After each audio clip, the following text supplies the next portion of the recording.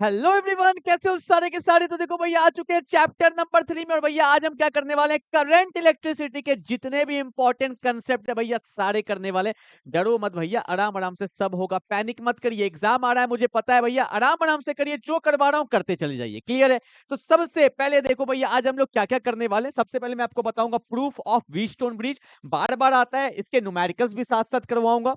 उसके बाद मैं आपको करवाने वाला हूं भैया relationship between drift velocity and the electric current, very very important. उसके बाद किरचॉफ वोल्टेज लो, आना ही आना है, लिखवा के ले लो, आएगा ही आएगा क्वेश्चन। उसके बाद भैया relationship between resistivity and the relaxation time, very important. उसके बाद लिमिटेशंस ऑफ ओम्स लॉ। ये सारे इंपॉर्टेंट टॉपिक्स है, फटाफट से करते हैं, जल्दी से आ जाओ भैया। क्या करेंगे, तो सबसे पहले आता है व्हीटस्टोन ब्रिज। एक्चुअल में ये व्हीटस्टोन ब्रिज होता क्या है, देखो अगर कभी क्वेश्चन इस फॉर्म में आ जाए, ये जो आप देख रहे हो ना पूरा का पूरा सर्किट, ये होता है व्हीटस्टोन ब्रिज। मैं समझाता हूं, देखो यहाँ पे भैया रेसिस्टेंस R1 है, यहाँ R2 है, यहाँ पे R3 है, यहाँ पे R4 है, यहाँ पे गैल्वेनोमीटर लगा हुआ है, ठीक है ना। अब देखो भैया होता क्या है, हमें जो देखना है वो क्या देखना है कि अगर, क्या बोल रहा हूं सुनो भैया, अगर R1 बाय R2 का रेशियो, R1 बाय R2 का रेशियो अगर बराबर आ जाता है किसके, R3 बाय R4 के रेशियो के। सुनना ध्यान से क्या बोल रहा हूं,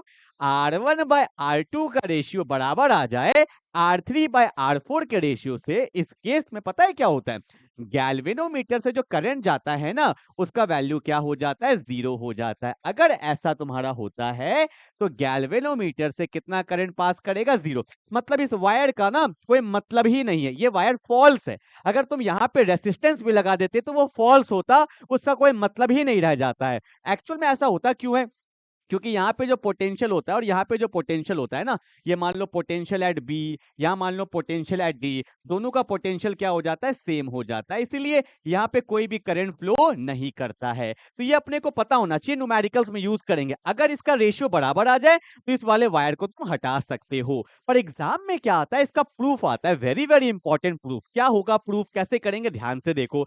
इसके लिए ना तुम्हें एक टॉपिक आना चाहिए जिसका नाम है किरचॉफ वोल्टेज लॉ। मैंने आगे लिया है पर कोई दिक्कत नहीं, यहां भी बता दूंगा। देखो होता क्या है, यहां पे हम लोग प्रूफ कैसे करेंगे, जो वेरी वेरी इंपॉर्टेंट है, एग्जाम में आता ही आता है, ठीक है।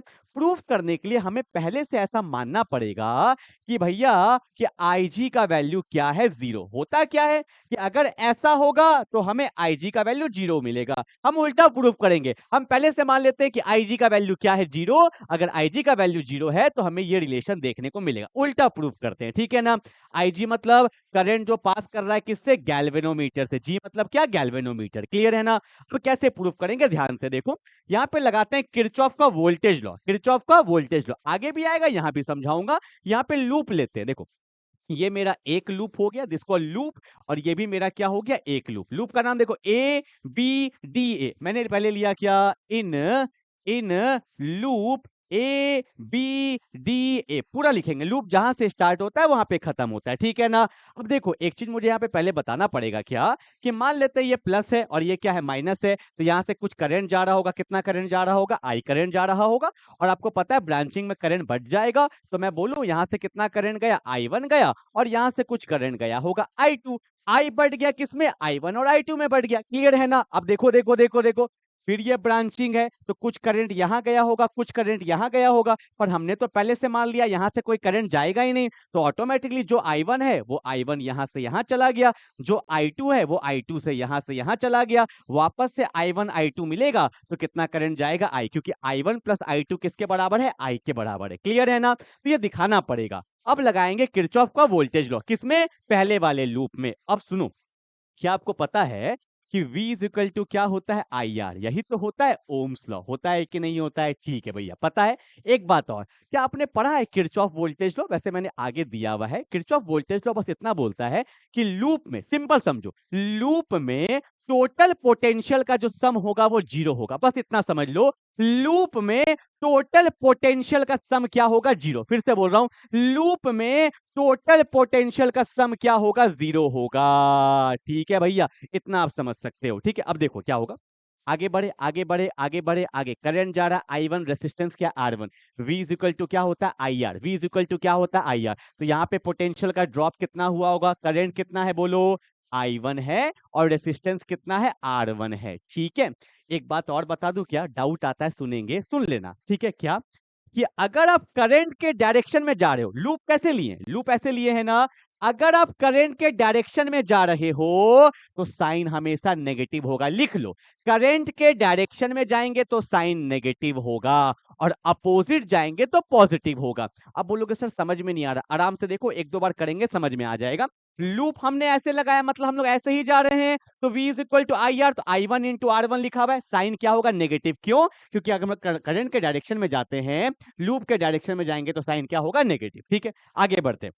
यहां से तो कोई करंट गया ही नहीं, गया ही नहीं, गया ही नहीं। अब हम जा रहे थे ऐसे, देखो अब देखो, अब क्लियर हो जाएगा।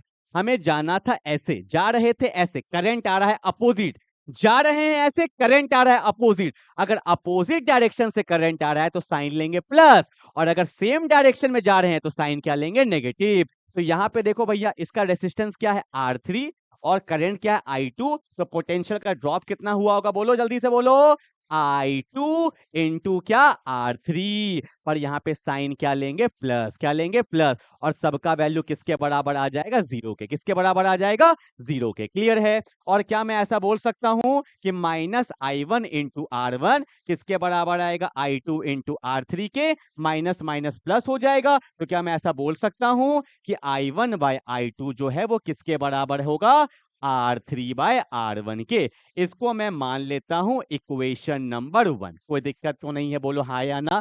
चलो भैया अगला लूप ले। अब ये लूप में खुद से ट्राई करना, थोड़ा भी डाउट होगा तो इसमें क्लियर हो जाएगा, डरिए मत। देखो अब मैं लेता हूं लूप कौन सा, BCDB। क्या लेंगे, इन लूप BCDB। चलो देखो स्टार्ट करें, चलना स्टार्ट किए। तो V इज इक्वल टू क्या, आई आर, तो I इंटू आर, तो क्या होगा, I1 इंटू R2। साइन क्या, नेगेटिव या पॉजिटिव। अगर करंट के डायरेक्शन में जाते हैं, करंट के डायरेक्शन में जाएंगे तो साइन क्या होगा, नेगेटिव। ठीक है, चलो भैया इधर चलेंगे। अब इधर जाना था इधर, पर करंट आ रहा है इधर, जाना था इधर, करंट आ रहा है इधर, अपोजिट डायरेक्शन में, साइन क्या होगा, plus. V is equal to I R होता है तो क्या लिखेंगे, I2 इंटू R4 का वैल्यू क्या हो जाएगा, जीरो। तो minus I1 into R2 is equal to minus I2 into R4। बोलो ना हाँ या ना, थोड़ा ऊपर कर दे क्या। अब देखो, क्या मैं ऐसा बोल सकता हूं कि माइनस माइनस क्या हो जाएगा, प्लस। तो I1 बाय I2 किसके बराबर आ गया, R4 बाय R2 के। ठीक है, इसको ले लो इक्वेशन नंबर 2, ले लिए। अब देखो फ्रॉम 1 एंड 2, I1 I2 किसके बराबर है, R3 बाय R1।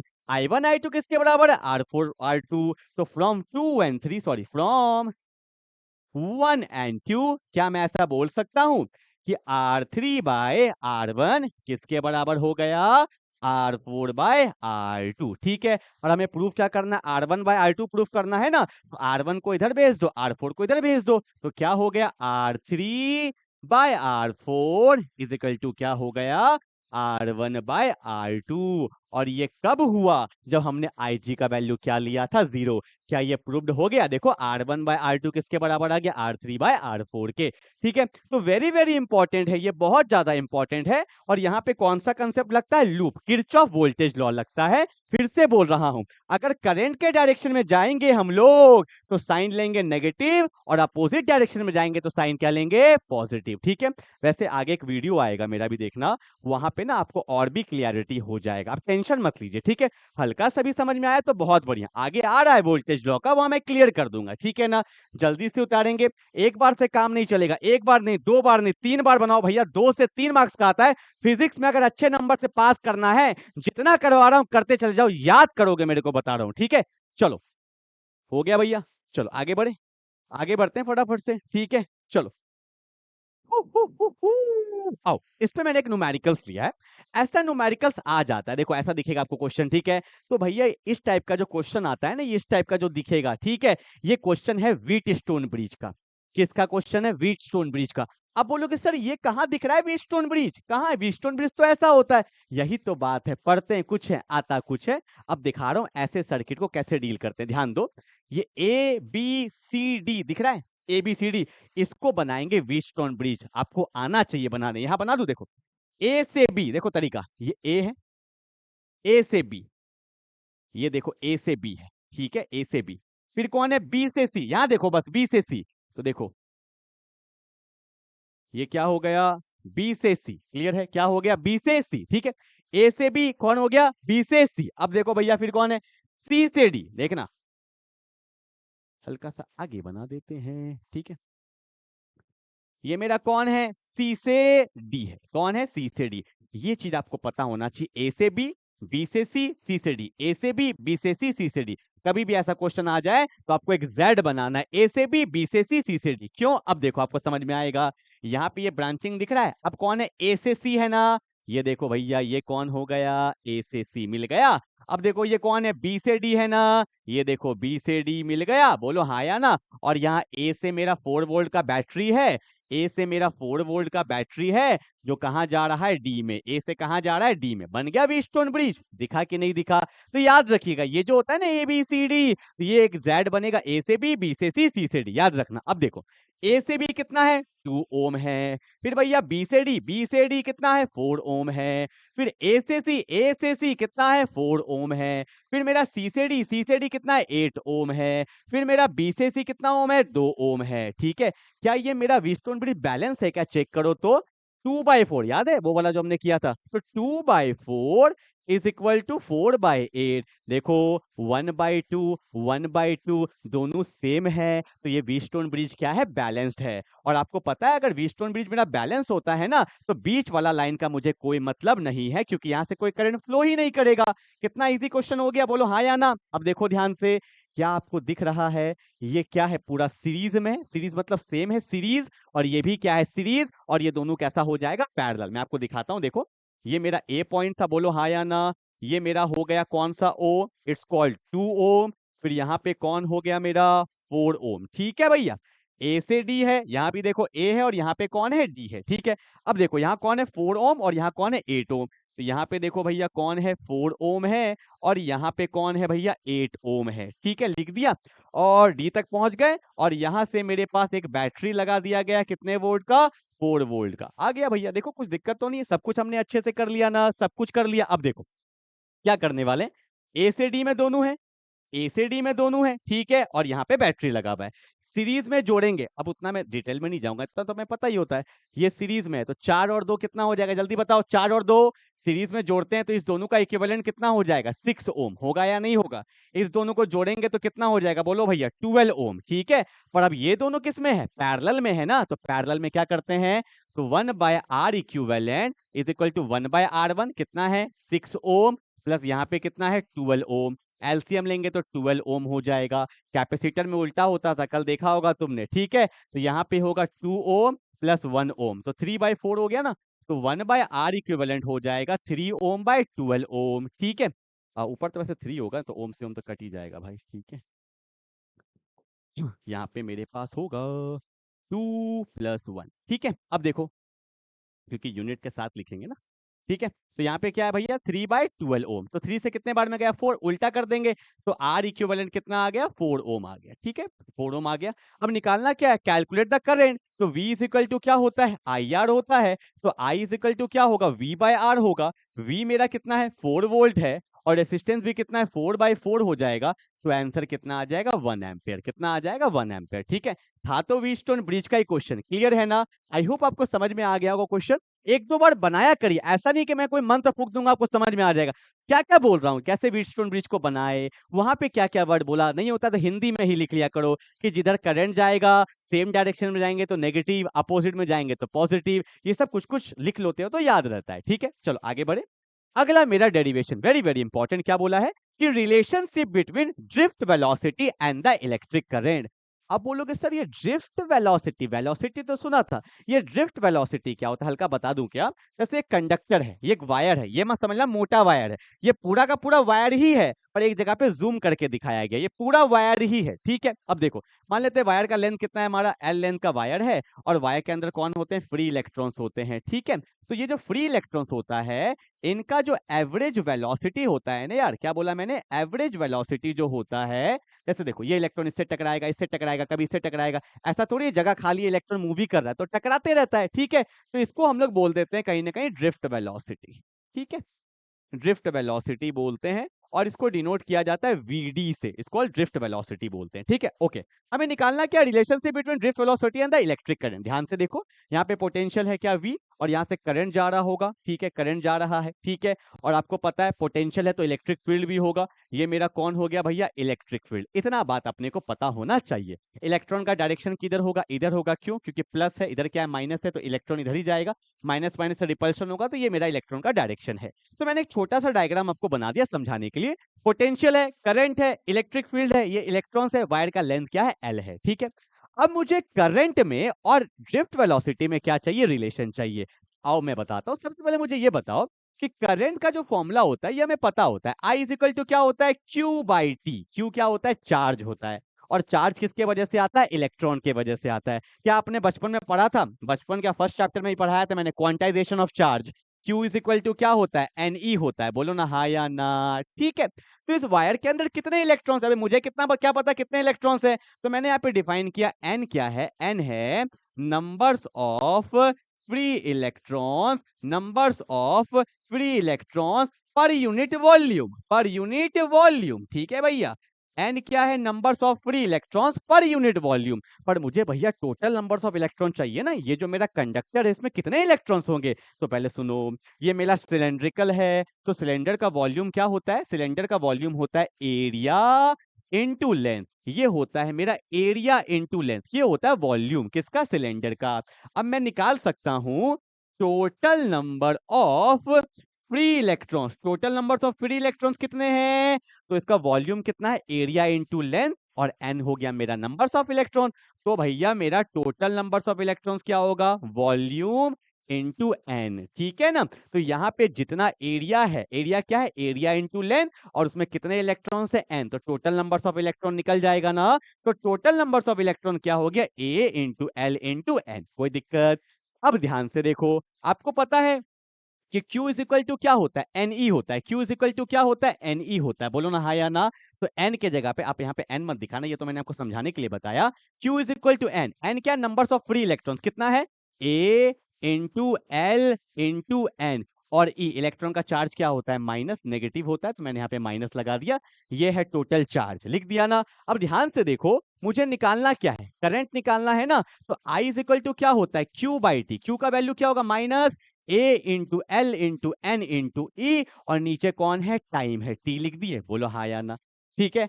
अब तुम सुनना ध्यान से, आपको पता है वेलोसिटी का फॉर्मूला क्या होता है, डिस्टेंस बाय टाइम। अब जो ये जो इलेक्ट्रॉन्स है ये कितना डिस्टेंस ट्रेवल करेगा, जितना वायर का लेंथ है। तो एल लेंथ का वायर है, तो डिस्टेंस हो गया एल, टी क्या हो गया, टाइम, और डिस्टेंस बाय टाइम को ही क्या बोलते हैं, वेलोसिटी। और यहाँ पे जो वेलोसिटी होगा वो कौन सा वेलोसिटी होगा, ड्रिफ्ट वेलोसिटी। तो यहाँ पे फॉर्मूला क्या होगा, माइनस ए, ठीक है।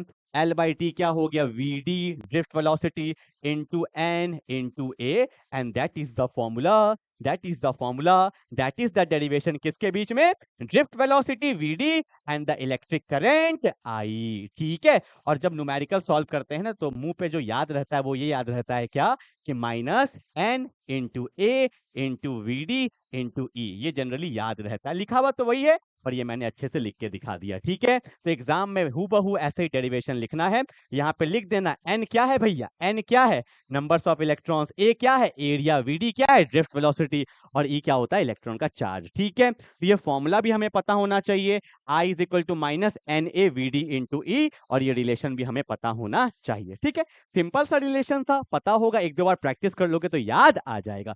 जल्दी उतारो, देखो समय कम है, ठीक है। और जितना इंपॉर्टेंट, वैसे आपको पढ़ना तो सारा है, पर मैं कुछ इंपॉर्टेंट टॉपिक्स आपके लिए लेके आया हूँ कि भैया जो कुछ भी नहीं कर पा रहे हैं, कम से कम इतना कर लोगे तो आपको कम से कम कॉन्फिडेंस आ जाएगा, यार कुछ तो हुआ हमारा।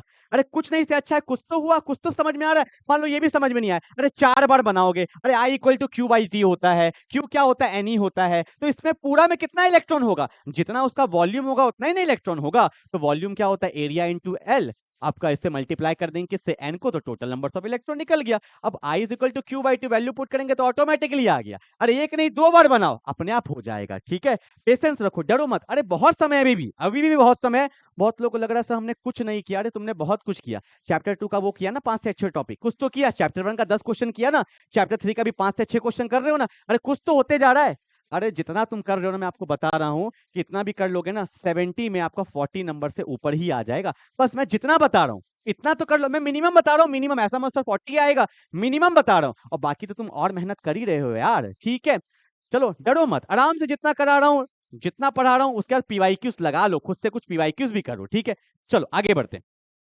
अगला टॉपिक है मेरा relationship between resistivity and the relaxation time. Relaxation time क्या होता है? रिलैक्सेशन टाइम देखो भैया, जब इलेक्ट्रॉन टकराता है, कोलिजन होता है, तो कोलिजन के बीच में देखो मैं बताया था ना, जैसे यहाँ पे इलेक्ट्रॉन है तो ये बढ़िया टकराता है एक दूसरे से तो मूव करता है, तो ये ड्रिफ्ट वेलोसिटी हुआ। तो दो कोलिजन के बीच में जो एवरेज टाइम होता है उसी को बोल देते हैं हम लोग रिलैक्सेशन टाइम। ठीक है ना, इसको हम लोग टो से डिनोट करते हैं, दैट्स कॉल्ड टो। ये होता है मेरा रिलैक्सेशन टाइम।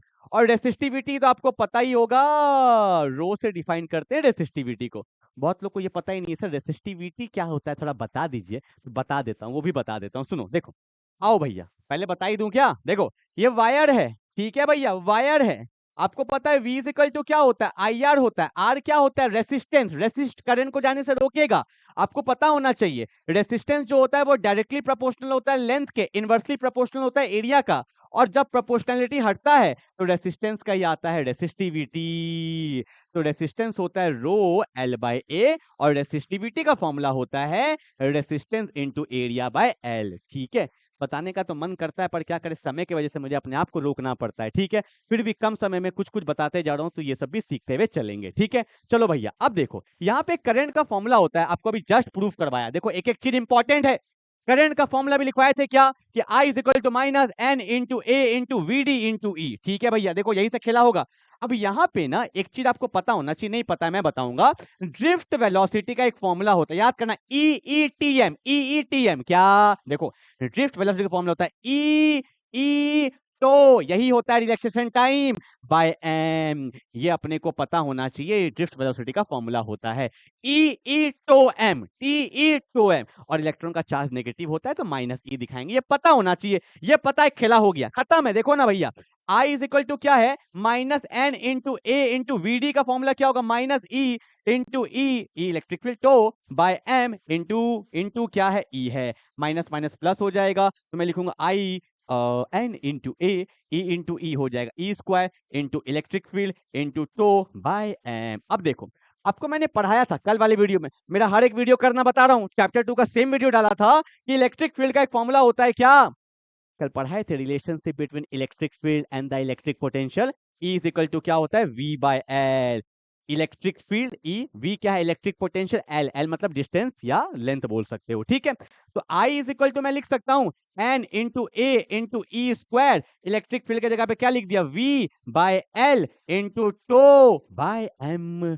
कोई कष्ट है यहां तक, है भी तो रुक जाओ, आगे पढ़ाने दो पहले, ये टो है। ठीक है, अब मैंने क्या किया, सारे वैल्यू को भेज दिया ऊपर, मैंने रखा V को। क्यों रखा, देखना सब चीज का लॉजिक है।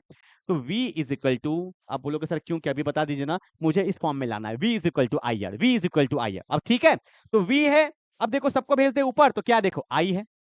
ठीक है, कलर चेंज कर रहा हूं, V है I, सबको भेज दो ऊपर, तो क्या हुआ, M इंटू एल, को छूटे नहीं, N इंटू ए into e square into two. कोई कष्ट है क्या, पक्का ना। तो एक बात बताओ, V इज इक्वल टू क्या होता है, आई आर। तो V है I है, मतलब ये जो वैल्यू आपको दिख रहा है, कौन सा वाला, ये जो वैल्यू आपको दिख रहा है ये कहीं ना कहीं R की तरह काम कर रहा हो, क्योंकि according to Ohm's law V equal to I R, मतलब ये वैल्यू क्या है, रेसिस्टेंस है। क्या है, रेसिस्टेंस।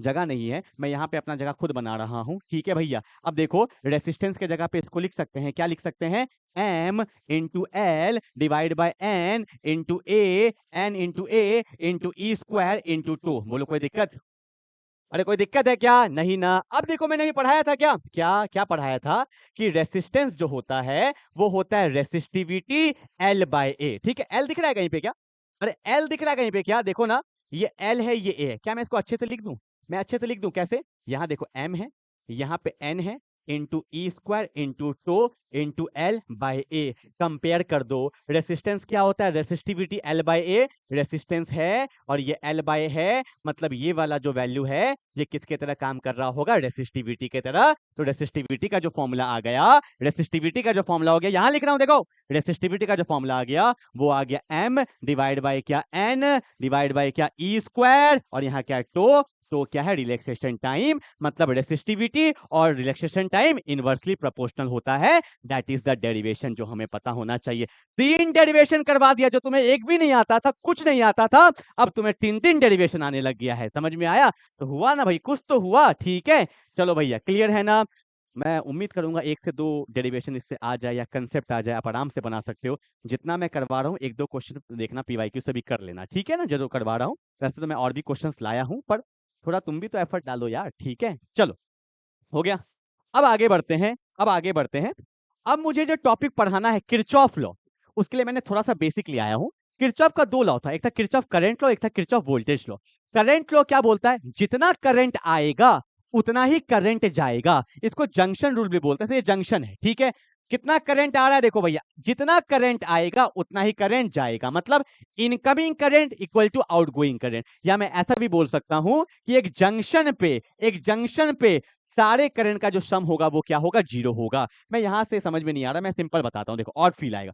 फील आना चाहिए। मान लो यहां से आया 2 एम्पियर करंट, यहां से आया 3 एम्पियर करंट, यहां से गया 5 एम्पियर करंट, और यहां से मुझे गया एक्स, मुझे नहीं पता, पर मुझे पता होना चाहिए जितना इनकमिंग करंट होता है उतना ही आउटगोइंग होता है। तो 3 2 5 एम्पियर जो होगा, और यहाँ पे क्या है, 5 एम्पियर प्लस एक्स, तो 5 5 तो हो गया। एक काम करता हूँ, समझाने के लिए थोड़ा इसको कम कर देता हूँ, एक बार इसको मैं ले लेता हूँ 4 एम्पियर। ठीक है, तो जितना इनकमिंग है उतना ही क्या, आउटगोइंग। तो इनकमिंग क्या है, 5 एम्पियर, उतना ही आउटगोइंग होना चाहिए, तो 4 प्लस एक्स, तो एक्स का वैल्यू कितना हो जाएगा? 1 एम्पियर। समझ में आया? तो जितना इनकमिंग होता है उतना ही क्या होता है? आउटगोइंग। या मैं बोल सकता हूं जंक्शन पे सारे करंट का सम क्या होगा? 0 होगा। वो तो होगा ही ना, पॉइंट पे तो 0 ही होगा, कि जितना आ रहा है उतना ही क्या हो रहा है? जा रहा है। देखो वही लिखा है, this law state that the algebraic sum of the current meeting at a point in an electrical circuit is always 0.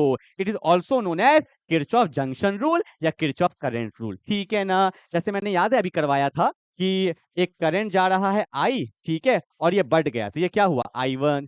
ठीक है, यहाँ पे क्या हुआ था? I2, और ये वापस से घूम के क्या बन गया था? I बन गया था। तो जितना इनकमिंग होता है उतना ही क्या होता है? आउटगोइंग। ठीक है, और किरचॉफ वोल्टेज लॉ, ये तो मैंने आपको बताया ही बताया। ठीक है, वहां पे आई थिंक मैंने सिग्मा वी लिख दिया था, मतलब सिग्मा डेल्टा वी होता है, चेंज इन पोटेंशियल किसके बराबर होगा? 0 के बराबर होगा। ठीक है, लूप में जो पोटेंशियल होगा उसका सम क्या होगा? 0। This law state that the algebraic sum of change in potential around an loop involving the resistor and cell equal 0 होता है। और ऑलरेडी हम लोग क्वेश्चन कर लिए, यहाँ पे भैया देख लेना, 0 चेंज कर देना, वरना कुछ लोग होते हैं हल्का सा गलती पकड़ लेंगे, सर सर सर वहां पे डेल्टा वी होगा। लो अब ठीक है भैया, अब ठीक है, ठीक है, चलो।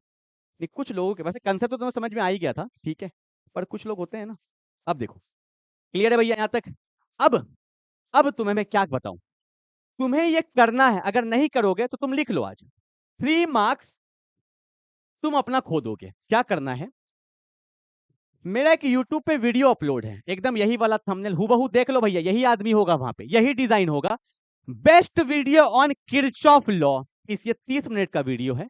यहाँ पे मैंने बेसिक पढ़ा दिया है, कंसेप्ट पढ़ा दिया है, और 3 न्यूमेरिकल्स करा दिया। अगर तुमने 3 न्यूमेरिकल्स कर लिया तो गारंटी है भैया क्वेश्चन छूटने वाला नहीं है, 3 नंबर गारंटी आएगा।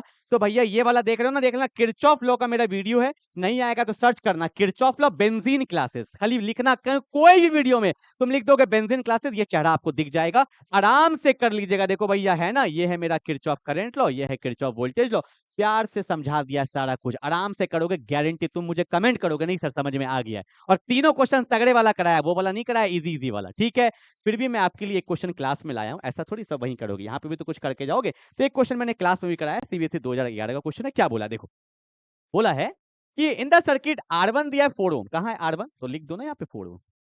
ठीक है भैया, उसके बाद R2 R3 5 ओम, R2 R3 कहां है? R2 R2 ये है मेरा 5 ओम, कुछ गलती नहीं हो जाए भैया, देखो R3 क्या है? 5 ओम। ठीक है, उसके बाद क्या है मेरा R4 10 ओम, 10 ओम, 10 ओम, हल्का सा गलती हुआ, पूरा कैलकुलेशन गलती।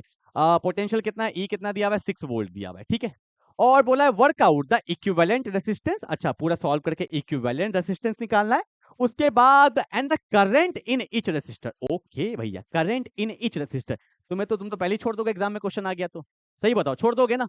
अरे भैया एक एक क्वेश्चन बनेगा, अगर वो वीडियो कर लोगे तो सब बन जाएगा। ठीक है, देखो ध्यान से, मेरे को कुछ दिख रहा है, आपको भी दिखेगा, देखो ना, देखो कि पहले सिंपलीफाई करते हैं। यहां से देखो, इस पॉइंट को पकड़ो, ये मान लो कुछ दिया हुआ है, बी है ना, यहाँ मान लेते हैं ए है, ए बी है, यहाँ मान लो सी है, यहाँ मान लो डी है, यहाँ मान लेते हैं ई है और यहाँ मान लेते हैं एफ है। तुम ध्यान से देखना, देखो ए बी को पकड़ो, ए बी को पकड़ो, ठीक है। देखो ये वायर यहाँ से यहाँ जा रहा है, कोई फालतू है, इसको मैं यहाँ से यहाँ चिपका सकता हूँ, बोलो हाँ या ना। तो देखो ए बी दिख रहा है, इसको यहाँ से यहाँ लगा दिए, इसको यहाँ से यहाँ लगा दिए, तो ये जो मेरा 5 ओम है और ये जो 10 ओम है, दोनों पैरेलल में। फील करना, एक वायर है, अगर मैं इसको यहाँ से यहाँ ला दूंगा तो एक ही पॉइंट है, एक रेसिस्टेंस ये रहा, एक रेसिस्टेंस ये रहा, ये दोनों क्या है, पैरेलल है। क्या है, पैरेलल। अब देखना, ठीक है, इसको मैं यहाँ से यहाँ चिपका सकता हूँ, यहाँ कुछ है ही नहीं ना, तो फालतू का तो वायर जा रहा है, इसको यहाँ से यहाँ चिपका दो, तो ये भी क्या है, पैरेलल। मतलब रेसिस्टेंस R2 R4 R3 तीनों पैरेलल है। अब बोलो कि सर फील नहीं आ रहा, बाकी लोग को तो फील आ गया होगा, अगर आपको फील नहीं आ रहा है तो देखो क्या होगा, मैं आपको दिखाता हूँ, मेरा सर्किट खराब नहीं हो जाए।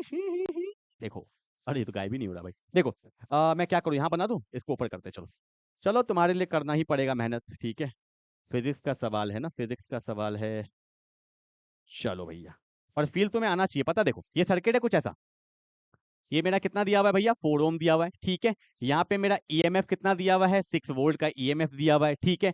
यहाँ पे कुछ ऐसा है, ठीक है भैया। अब देखना ध्यान से, यहाँ पे मेरा रेसिस्टेंस दिया हुआ है कितने ओम का, 5 ओम का। देखो फील दिलवा रहा हूँ, देखो ये मेरा ए है और ये मेरा क्या है, बी है। अब देखना, इसको, ये तो लगा हुआ ही था यहाँ पे, इसको मैंने यहाँ से यहाँ चिपका दिया, देखो यहाँ से यहाँ चिपका दिया, तो ये पॉइंट, ये मेरा रेसिस्टेंस दिख रहा है कुछ ऐसा, ये यहाँ जुड़ गया, ये 5 ओम था और ये कितना ओम था, 10 ओम। अब दिख रहा है पैरेलल में, पहले नहीं दिख रहा था। तो अब देखो, अब अगर तुमने इसको यहाँ जोड़ दिया है तो ये वाला वायर भी ऑलरेडी यहाँ आ चुका है, अब इसको जोड़ दो यहाँ पे, तो ये तो यहाँ चिपक ही चुका था, तो यहाँ पे आपको एक और रेसिस्टेंस दिख रहा होगा, इसको जोड़े ना बी से, ये देखो बी से जुड़ गया, ये कितना ओम है, 5 ओम है। तो 5 10 5, अब दिखा, अब दिखा, तीनों किस में है, पैरेलल में, ठीक है। पहले सॉल्व करो, ये कौन सा रेसिस्टेंस था, ये था मेरा R2, ये मेरा क्या था, R4, ये मेरा क्या था, R3। बैटरी चल रहा है ना, हेलो, हाँ ठीक है। अब देखो, तो 1/R इक्विवेलेंट, ओ सीरीज में है भैया, गलती हो, अच्छा पैरेलल में, ठीक तो कर रहे थे। अब देखो, अगर मैं बोलूं R डैश, इस तीनों का इक्विवेलेंट बोल रहा हूं R डैश, तो 1/R डैश क्या होगा, 1/R2 plus 1/R4 plus 1/R3, ठीक है। तो सॉल्व करते हैं, 1/R dash equal to 1/R2, R2 कितना है, 5 ओम, प्लस R4 कितना है, R4 10 ओम, और यहाँ पे कितना है मेरा, 5 ओम, ठीक है।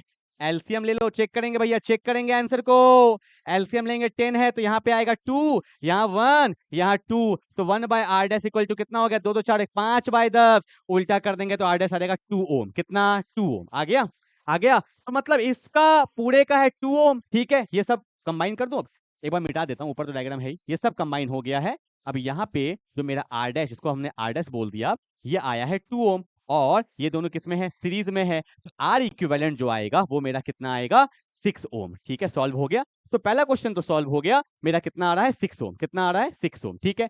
तो बोला है वर्कआउट द इक्विवेलेंट रेसिस्टेंस, तो इक्विवेलेंट रेसिस्टेंस हो गया 6 ओम, ठीक है। अब बोला है भैया हर एक रेसिस्टेंस का पोटेंशियल बताइए, तो आओ कैसे बताएंगे, ध्यान से देखना, इसको मैं मिटा देता हूँ। चलो भैया क्लियर है, आओ सॉल्व करते हैं। देखो इसको पता है कि V इक्वल टू क्या होता है, IR होता है, आता है ना।